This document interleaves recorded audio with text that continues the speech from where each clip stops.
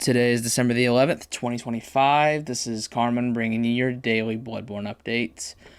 We have no news on a Bloodborne remaster or a new Bloodborne game today. We have no FromSoft or Souls news. And in terms of gaming news, we just finished streaming the Game Awards. Okay, so let me preface what I'm about to say with what I'm about, like when I'm about to complain about these awards, I'm going to say the awards themselves were actually the best part of the show. Let that sink in. This show was so vile, so horrible, that the awards were the best part of the show. I need you to understand that. So we sat through 3 hours of Jeff Keighley and Miss Piggy, and the Forspoken writers getting a hold of the Game Awards script. Oh, man. Ignore the truck going by in the background. Wow. So this is a 3-hour show. There were probably less than 10 things that I think actually looked pretty interesting. So let's go over them. Let's get a couple big things out of the way first. People are going to say, oh, Divinity was a big thing. Star Wars Old Republic game was a big thing. No, they weren't. You know why? Because they were CG trailers. In fact, pretty much a lot of the quote-unquote bigger stuff, like the stuff that was supposed to really get people excited for this in this show, was mostly CG trailers. More proof of concept type things. There was very little actual gameplay for any of these very interesting things shown. Most of the gameplay that we saw was either a medieval game, a space game, a Gunner game, or Jeff Keighley's typical indies. Right. Very little was actually substantial here. The things that were good. Capcom, saved the show, I would say, with the Resident Evil 9 trailer. It was definitely the biggest thing he had. The biggest stuff he got was from Capcom. Resident Evil 9 trailer, Leon is here. Very cool. Looks fantastic. I'm very excited to play Resident Evil 9. I will be there, 100%. I got a new Mega Man trailer from Capcom. Mega Man is back.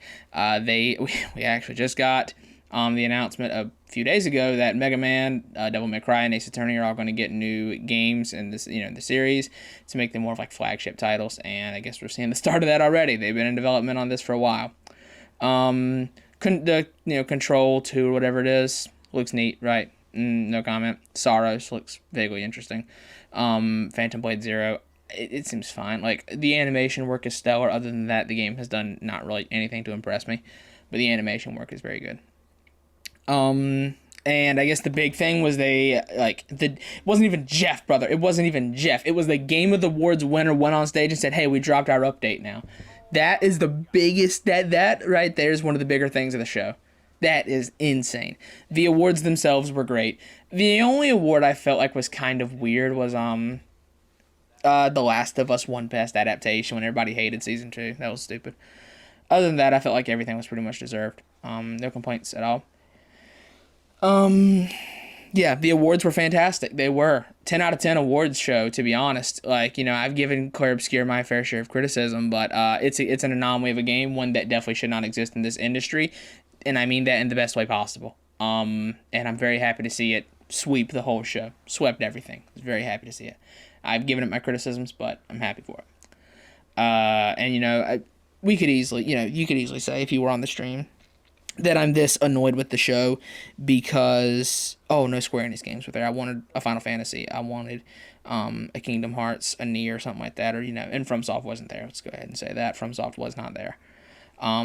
Here's the thing. Yeah, I'm bummed that they weren't there. But if they were and they were CG trailers, I would have been hot. I would have been livid. So I'd rather them not be there than be there and be CG trailers like everything else that was there tonight. So yeah, I'm just going to say this is Jeff Keighley's worst show he's ever done, by far. I was, sick to my stomach by the end of it, I won't lie. Yeah, the awards were great. The show itself, vile. Horrible. This was the worst he's ever done it, for sure. Oh, and the Street Fighter movie looks stupid and funny, and I'm going to go see that. Yeah, this was terrible. Absolutely. And again, there's certain things people point to and say that were big, which is Star Wars and Divinity. Again, while these things are definitely cool,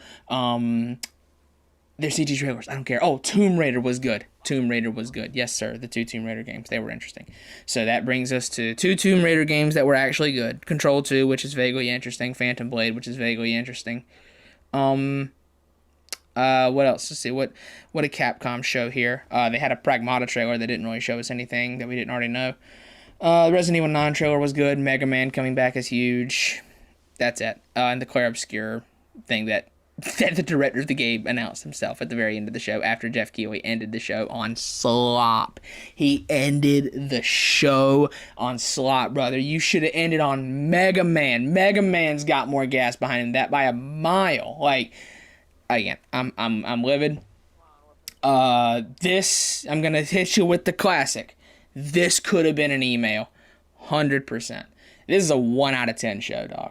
If we include the awards, we'll give it a 2, right? We'll give it a very generous 2 out of 10 show.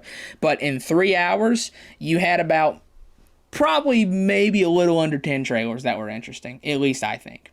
Again, it was all either medieval game, space game, army game, Gooner game. Just horrible. Just contemptible.